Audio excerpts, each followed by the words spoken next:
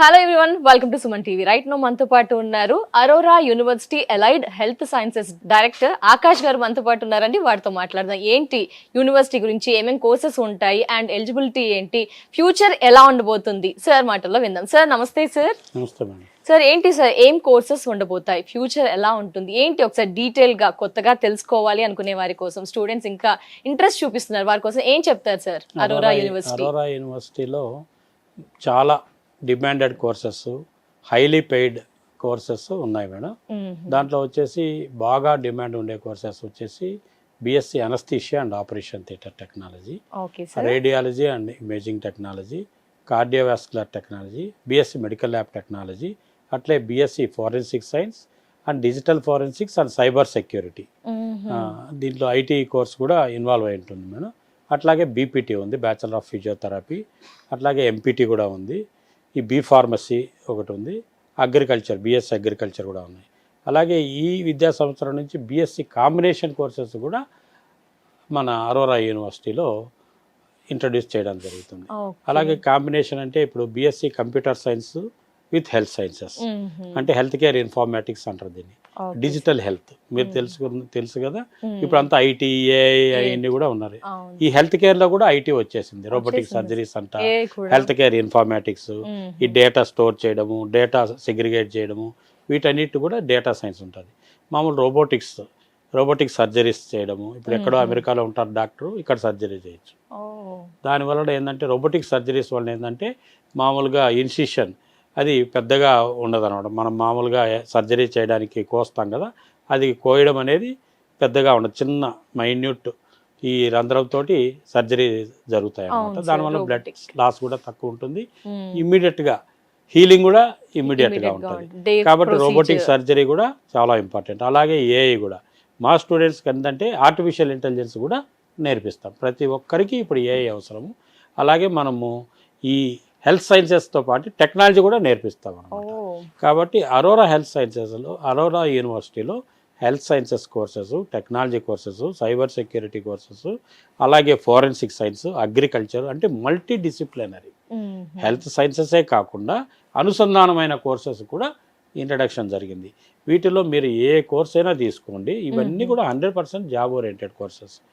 అలాగే మా ఇది వచ్చేసి ఈ క్యాంపస్ టు కార్పొరేట్ ప్లేస్మెంట్స్, అంటే ఇప్పుడు మన క్యాంపస్ నుంచి కార్పొరేట్ ప్లేస్మెంట్స్ వరకు కూడా మేమే జాగ్రత్తలు తీసుకుంటాం. క్యాంపస్ ఇంటర్వ్యూస్ కూడా ఉంటాయి. మన దగ్గరికి వచ్చి క్యాంపస్ సెలక్షన్ కూడా చేసుకుంటారు. అలాగే ఫైనల్ ఇయర్లో మొత్తం స్టూడెంట్స్ని ఇంటర్న్షిప్కి పంపిస్తాము.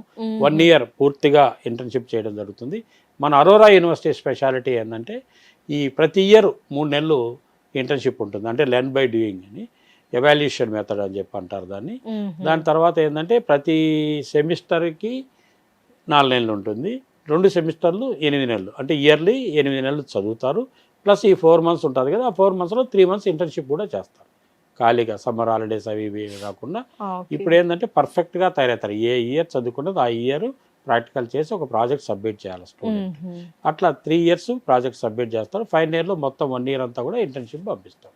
అప్పుడు రెడీగా, స్కిల్గా, జాబ్ రెడీగా వచ్చేస్తాడు స్టూడెంట్ బయటికి. మళ్ళీ వచ్చి ఏడో ఇంటర్న్షిప్ చేసి మళ్ళీ జూనియర్గా పని నేర్చుకొని తర్వాత పోవాల్సిన అవసరం లేదు. వేరే యూనివర్సిటీకి మా యూనివర్సిటీకి ఏంటంటే తేడా 4 ఏళ్ళు ఈ కోర్స్ అనమాట. ఈ డ్యూరేషను 4 ఏళ్ళు కూడా పర్ఫెక్ట్గా తయారవుతాడు స్టూడెంట్. అంటే వీనికి 4 ఏళ్ళ ఎక్స్పీరియన్స్ వస్తుంది ఈ మన స్టూడెంట్కి 4 yearsకి.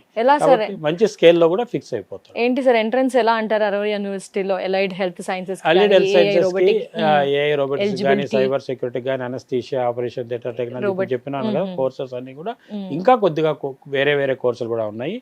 మన యూనివర్సిటీకి వచ్చేసి తెలుసుకోవచ్చు అనమాట. అంటే ఇప్పుడు కాంబినేషన్ కోర్సెస్ ఉన్నాయి. బిఎస్సి కంప్యూటర్స్ అని చెప్పాను నేను, బిఎస్సి బయోటెక్నాలజీ ఉంది, బిఎస్సి బయో ఇన్ఫర్మేటిక్స్ ఉంది, అట్లే బిఎస్సి గేమ్ డిజైన్ ఉంది, అనిమేషన్, మల్టీమీడియా, యూఐ యూఎక్స్, ఇటువంటి కోర్సులు కూడా చాలా కాంబినేషన్ కోర్సు ఉంది. బయోటెక్నాలజీ అండ్ బయో ఇన్ఫర్మేటిక్స్ కలిసి కూడా తీసుకోవచ్చు, ఫుడ్ టెక్నాలజీ తీసుకోవచ్చు. కాబట్టి ఏ కోర్సు చేసినా కూడా మేము పర్ఫెక్ట్గా స్కిల్ నేర్పిస్తాము, జాబ్ రెడీగా బయటికి పంపిస్తాం. కాబట్టి ఏ కోర్సు తీసుకున్నా ఉజ్వల భవిష్యత్తు ఉంటుంది. వీటికి ఎంట్రన్స్ ఎగ్జామ్ ఏం లేదు, జస్ట్ మెరిట్ బేసిస్తోనే ఉంటాయి. అలాగే స్కాలర్షిప్స్ కూడా మేము ఆఫర్ చేస్తున్నాం. మెరిట్ స్కాలర్షిప్స్ కూడా ఉంటాయి. బాగా 90%, 95% అటువంటి వచ్చిన వాళ్ళకి కూడా చాలా తక్కువ ఫీజుకే వస్తుంది. మామూలుగా ఫీజు 1,20,000 నుంచి 1,30,000 ఉంటుంది. ఇది మిడిల్ క్లాస్ వాళ్ళు కూడా ఆఫర్ చేయగలుగుతారు. అంటే లోయర్ మిడిల్ క్లాస్ వాళ్ళకు కూడా బాగుండాలి, మెరిటోరియస్ స్టూడెంట్స్ కూడా కొంత స్కాలర్షిప్ కూడా పెట్టాం. ఆ స్కాలర్షిప్ వాళ్ళు మెరిట్ స్కాలర్షిప్ పొందితే తక్కువ ఫీజుకు వచ్చే అవకాశం ఉంది. అలాగే మా దగ్గర ఇంకొక ఫెసిలిటీ ఏముందంటే ఎన్వైల్యూ లెర్న్ స్కీమ్ ఉంది. అంటే చదువుకుంటూ సంపాదించుకోవచ్చు. ఎలా సార్? మార్నింగ్ మామూలుగా బ్లడ్ క్యాంప్స్ ఇవన్నీ ఉంటాయి కదా, ఈ బ్లడ్ కలెక్షన్ ఇప్పుడంతా హెల్తీయన్స్ డాక్టర్స్ ఈ విజయ డయాగ్నోస్టిక్ వీళ్ళంతా ఏంటంటే హోమ్ విజిట్స్ పంపిస్తారు. మనం ఇంతకుముందు ఏంటంటే డయాగ్నోస్టిక్ పోయి సెంటర్ పోయి చేయించుకోవాలి. ఇప్పుడు మన ఇళ్ళ దగ్గరికి వచ్చేస్తారు, మార్నింగ్ 6కే వచ్చేస్తారు, బ్లడ్ తీసుకుంటారు, 6 to 9 వర్క్ చేసుకుంటారు, మళ్ళీ 9కి వచ్చి కాలేజ్ చేరుతారు, మళ్ళీ 4 వరకు కాలేజ్ ఉంటుంది.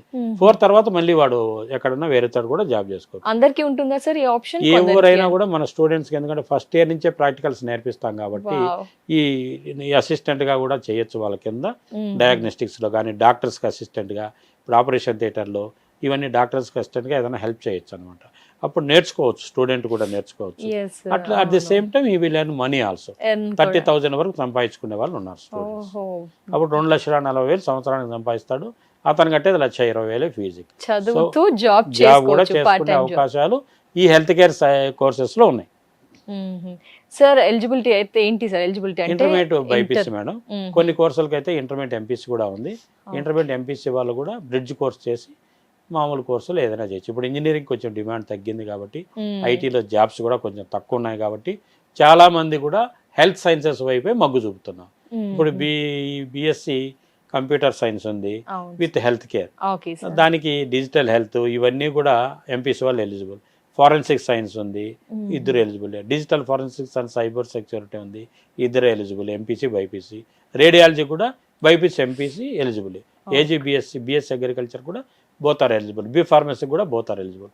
ఎలిజిబిలిటీ లేని కోర్సెస్ కూడా anaesthesia, operation theatre technology, cardiovascular technology, nutrition ఇటువంటి కోర్సులకు కూడా వీరు ఎంపీసీ ఉండి చేరచ్చు. ఒక సబ్జెక్ట్ ఎక్స్ట్రా చదవాల్సి ఉంటుంది. అందులో 6 సబ్జెక్టులు చదివితే వీళ్ళు ఒక సబ్జెక్ట్ ఫౌండేషన్ కోర్స్ అంటారు దాన్ని, అది పాస్ అయిపోతే ఈక్వల్ టు బైపీసీ జాయిన్ అయిపోవచ్చు. ఎస్, ఎలైడ్ హెల్త్ సైన్సెస్ అంటున్నారు సార్. ఏంటి స్టూడెంట్స్ జాయిన్ అయితే కనుక ఫ్యూచర్ ఎలా ఉండబోతుంది? అంటే అందరూ కూడా ప్యాకేజెస్, శాలరీస్ ఎక్కువగా ఆలోచిస్తూ ఉంటారు. బీటెక్ చూసాం కదా సార్, ఇప్పుడు తగ్గిపోయింది. దీనివైపు ఎక్కువగా అందరూ క్రౌడ్ వచ్చేస్తూ ఉంటుంది. మరి ఫ్యూచర్ అందరికీ ఉంటుందా సార్? ఫ్యూచర్ ఎంత మంది కావాలన్నా ఉన్నాయండి మన దగ్గర. దాదాపు మోర్ దాన్ 2 lakhs వేకెన్సీస్ ఉన్నాయి. తర్వాత ఇప్పుడు వీళ్ళు ఏంటంటే ఈ హెల్త్ కేర్ చేసిన కోర్సులు కూడా వీళ్ళు డైవర్సిఫికేషన్ అయిపోతారు. అందరూ బీఎస్సీ చేసిన వాళ్ళందరూ హాస్పిటల్లో పోయి జాబ్ చేయరు. కొంతమంది ఎంబీఏ హాస్పిటల్ అడ్మినిస్ట్రేషన్ వెళ్ళిపోతారు, కొంతమంది ఫారిన్ ఎంఎస్కి వెళ్ళిపోతారు, కొంతమంది అట్లే బీఎస్సీ చేసి ఎంఎస్సీ చేసి పిహెచ్డి చేస్తారు, కొంతమంది మెడికల్ కాలేజీలో జాయిన్ అయిపోతారు. అట్లా వివిధ రకంగా డైవర్సిఫికేషన్ అయిపోతుంది. ఇప్పుడు మొత్తం మనకి వచ్చి ఒక 2-3 వేల మంది జాయిన్ అయిపోయినారు అనుకోండి. 2-3 వేల మంది పాస్ అయిపోతే మొత్తం నేను చెప్పే తెలంగాణలో మొత్తం ఆంధ్ర తెలంగాణ కలిపి కూడా 2,000 మంది కూడా బయటికి రారు. అదే ఇంజనీర్స్ అయితే మీకు ఎంతమంది వస్తారు? దాదాపు 2-3 లక్షల మంది వస్తారు. కాబట్టి 2-3 వేలకు 2-3 లక్షలకి చాలా తేడా ఉంది.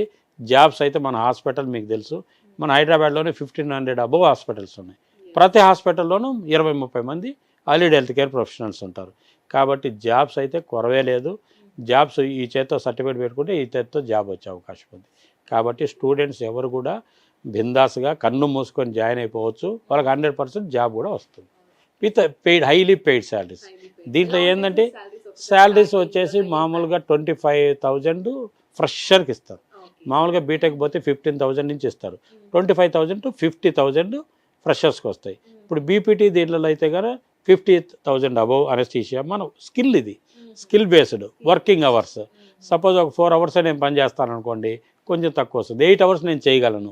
డాక్టర్స్కి ఏంటంటే ఈ చెయ్యి తిరగడం అనమాట. ఇప్పుడు ఆపరేషన్ చేయాలి, డాక్టర్కి మనం అసిస్ట్ చేస్తున్నాము.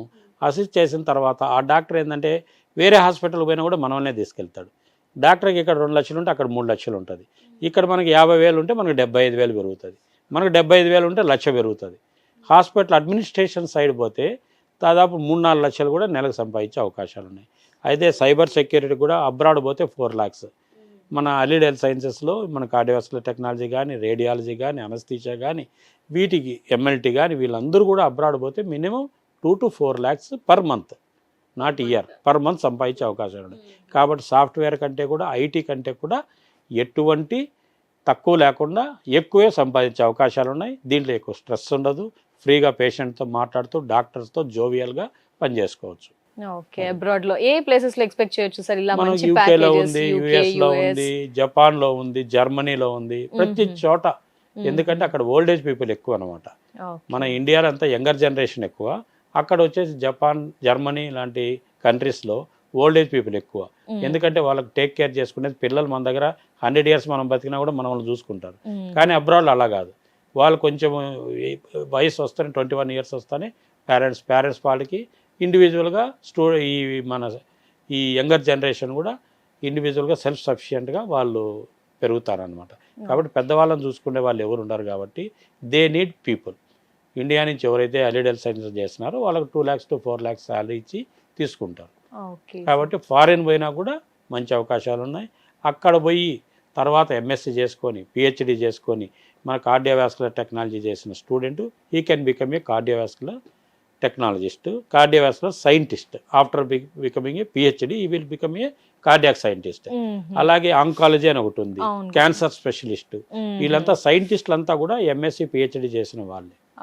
తర్వాత ఈ కార్డియాక్ ఎట్లా, ఈ కార్డియాక్ అరెస్ట్ ఎట్లా వస్తుంది, స్టంట్ ఎట్లా తయారు చేస్తారు, స్టంట్ ఎప్పుడు వేయాలి, తీసుకోవాల్సిన జాగ్రత్తలు, post operative care, pre operative care, ఇవన్నీ కూడా మన టెక్నీషియన్సే చెప్తారు. కాబట్టి ఒక డాక్టర్ ఉంటే ఒక డాక్టర్కి equal to 15 to 20 members allied health care professionals కావాలి. కాబట్టి మనం ఒక్క డాక్టర్ను ప్రొడ్యూస్ చేసినప్పుడు 20 మందిని అలీడ్ హెల్త్ కేర్ ప్రొఫెషనల్స్ తయారు చేయాలి. కానీ ఒక డాక్టర్కు ఒక్కరిని కూడా ప్రొడ్యూస్ చేయడంలే, మనం చేయడం లేదు.